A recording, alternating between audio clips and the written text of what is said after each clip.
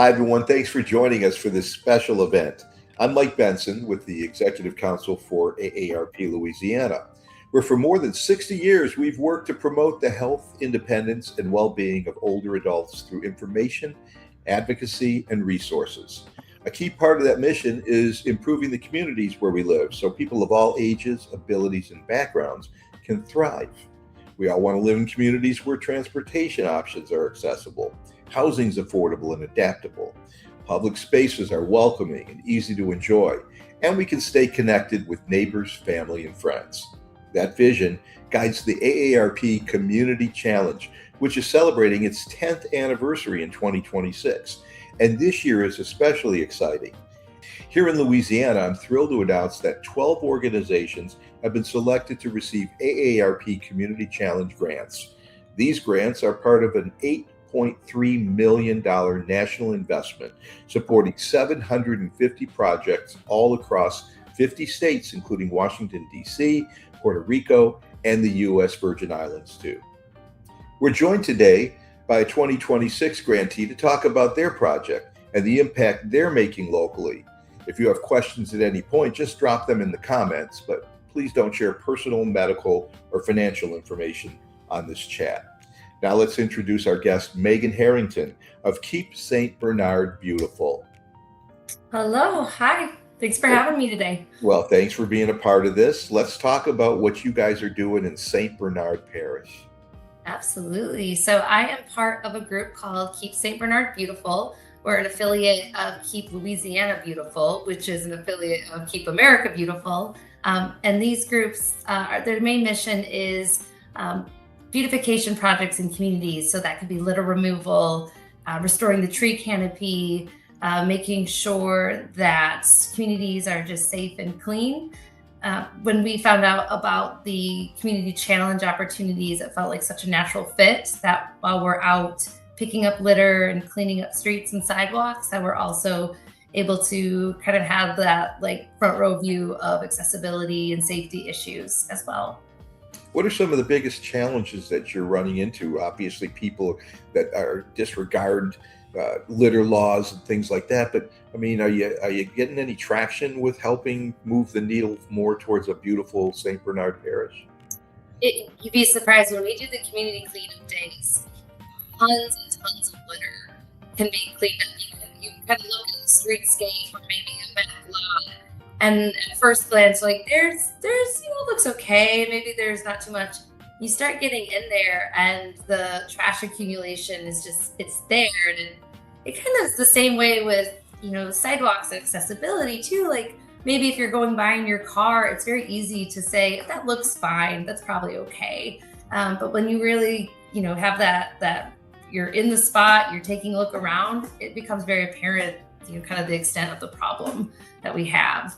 And Louisiana's litter problem is it's a huge problem. We absolutely could use more volunteers out at our event. That's something with the walk audits. I'm really excited to be able to offer kind of another opportunity besides litter cleanup for folks to get out and get involved in their community. That definitely is one aspect of it. I think there's sometimes, I'm not speaking for St. Bernard in particular, but sometimes people just don't know how to get involved. They don't think that just by showing up, they're moving the needle. But that's, that is like the biggest investment you can make in your community is just showing up for, even an hour to pick up litter, or what I hope is a great turnout for our walk audits as well, that people realize that it's just as easy as showing up sometimes to move the needle. Tell me about that event and any other events that you have coming in the next few months. Sure. So we anticipate through Keep Louisiana Beautiful in September, there's a big event called Keep Our Waterways Beautiful. And this is the first time the state is doing it. And this will be a concerted effort to actually get out in our waterways. And that could be, as small as a drainage canal versus like a big waterway, and doing little removal at that level. Our walk audits as part of our community challenge grant, we anticipate doing one probably early September, late August, because one of the issues that we identified was really just the lack of tree canopy coverage and shade available along the commercial corridor that we're going to be auditing. And that because a lot of people, older adults, the heat impacts them like at a degree that doesn't younger people. And so being able to assess the heat and the lack of shade along this walking path is one of like the highest priorities for us. And to really identify that, we could have sidewalks and safe crossings, but if people can't safely walk in a Louisiana summer, then really that's a real disservice, and it's a real safety risk too. How do you fix that though? Trees are trees and the shade is the shade. So if you need more shade to make it more accessible, what's the answer to that?